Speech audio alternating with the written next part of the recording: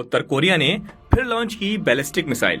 Kim Jong ने पहले दी धमकी, फिर दाग दी खतरनाक बैलिस्टिक मिसाइल। उत्तर कोरिया का धमाका, साउथ कोरिया से लेकर जापान सकते में आ गया। उत्तर कोरिया के सन की तानाशाह का मिसाइल प्रेम फिर से जग जाहिर हुआ। ऐसे में दुनिया के एक और हिस्से में जंग छिड़ने का अंदेशा जताया जाने लगा।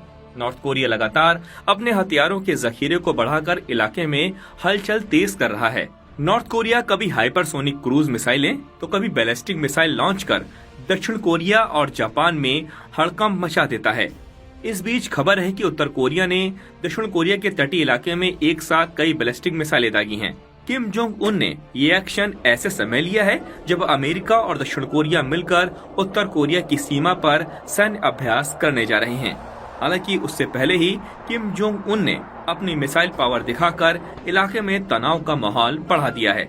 नॉर्थ कोरिया के हालिया टेस्ट पर दक्षिण कोरिया बौखला गया है।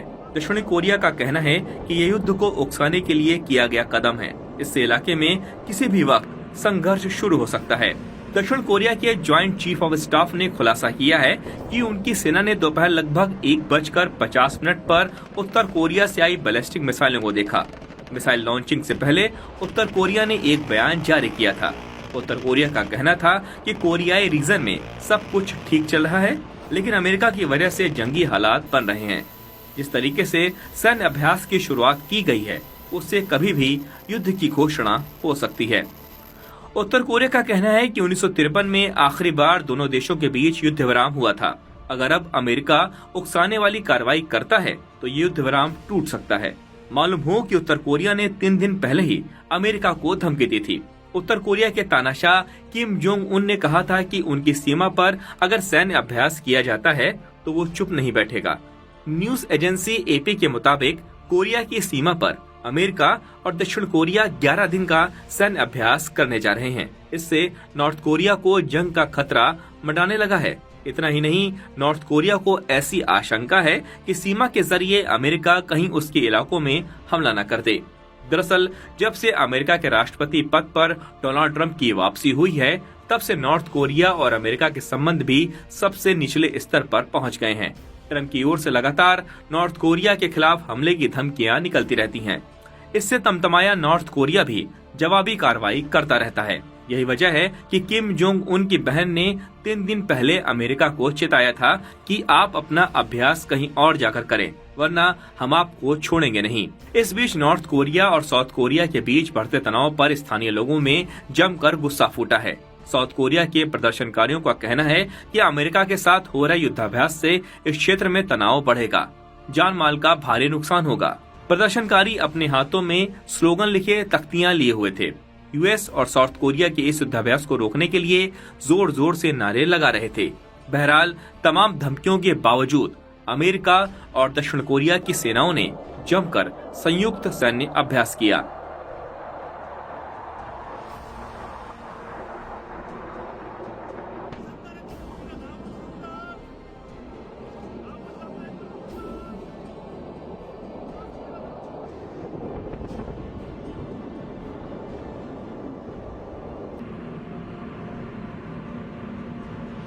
이후로 포천 시민들의 생명과 안전은 언제든지 침해받을 수 있다는 주장과 다르지가 않다라고 생각합니다. 이제 포천 시민들은 계속 진행되고 있는 이 군사훈련에 대해서 근본적으로 묻지 않을 수 없습니다. 누구를 위한 안보이고 누구를 위한 군사훈련인지에 대해서. 이 사건이 발생한 지역 자체가 남북 접경 지역이기 때문에 사실 주민 피해뿐만 아니고 자칫하면 남북 사이의 군사적 충돌로도 비화될 수 있었다는 점에서 저희는 매우 심각하게 우려하고 있고 이런 우려사항과 또 한반도 평화 또 주민 생명을 위해 훈련 중단의 조치가 필요하다는 점 강조하기 위해서 오늘 기자회견을 갖게 되었습니다. इस दौरान दोनों देशों की सेनाओं ने अपने अपने अत्याधुनिक हथियारों और रण कौशल का प्रदर्शन किया। ये सैन्य अभ्यास इन दोनों सेनाओं के सालाना अभ्यास का हिस्सा है। हालांकि नॉर्थ कोरिया इसे हमले के पहले युद्धाभ्यास मानकर विरोध जता रहा है। साउथ कोरिया के ज्वाइंट सैन्य चीफ ने बताया कि उत्तर कोरिया ने साल भर में 5वीं बार इस तरह की मिसाइलें छोड़ी हैं। ये मिसाइलें ह्वांगवई प्रांत में छोड़ी गई हैं। हालांकि उन्होंने इसके बारे में विस्तार से नहीं बताया। बता दें कि इससे पहले सोमवार को दक्षिण कोरियाई और अमेरिकी सेनाओं ने अपना वार्षिक संयुक्त सैन्य अभ्यास शुरू किया। इन दोनों सेनाओं का ये अभ्यास 11 दिनों तक चलेगा।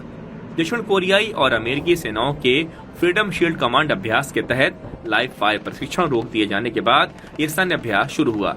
वहीं दक्षिण कोरिया इस बात की जांच कर रहा था कि वार्म अप अभ्यास के दौरान बीते सप्ताह उसके 2 लड़ाकू विमानों ने गलती से उत्तर कोरिया की सीमा पर पोचांग क्षेत्र पर कैसे बमबारी कर दी थी। इस हादसे में 30 लोग जख्मी हुए थे, जिनमें 2 लोगों की हालत नाजुक है। इस हादसे में साउथ कोरियन फाइटर विमान KF-16 ने गलती से नागरिक इलाके में MK-82 के 8 बम गिरा दिए थे। ये सब तब हुआ जब अमेरिकी और दक्षिण कोरिया की सेना फ्रीडम शील्ड एक्सरसाइज के तहत एक दूसरे के खिलाफ फायरिंग कर रही थी। स्थानीय खबरों के अनुसार साउथ कोरिया की वायुसेना ने माना कि बीते सप्ताह के F-16 विमान के पायलट गलत कोऑर्डिनेशन के चलते बॉम्बिंग साइट में आ गया था। इसी दौरान गलत समय, गलत आंकड़े और गलत जजमेंट की वजह से यह हादसा हुआ। सैन्य विमान के पायलट ने सही रिकॉग्नाइज नहीं किया था, जिसकी वजह से गलती से बमबारी हो गई थी। इस हादसे को लेकर साउथ कोरियन एयरफोर्स के चीफ ऑफ स्टाफ ली योंगुस ने प्रेस वार्ता के दौरान इसके लिए माफी मांगी है। साथ ही भविष्य में इस तरह की गलती नहीं होगी, इस बात को दोहराया भी है।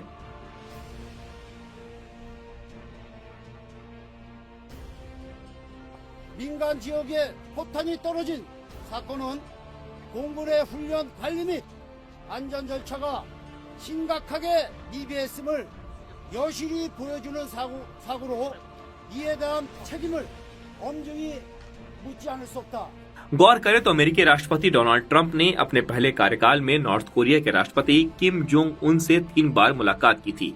ट्रंप चाहते हैं कि नॉर्थ कोरिया से कूटनीतिक संबंध बहाल हो। बता दें कि न्यूक्लियर प्रोग्राम और शस्त्रीकरण को लेकर उत्तर कोरिया को बड़े संघर्षों का सामना करना पड़ रहा है। हालांकि प्योंगयांग अमेरिका की इस पहल पर अभी आगे नहीं आया है।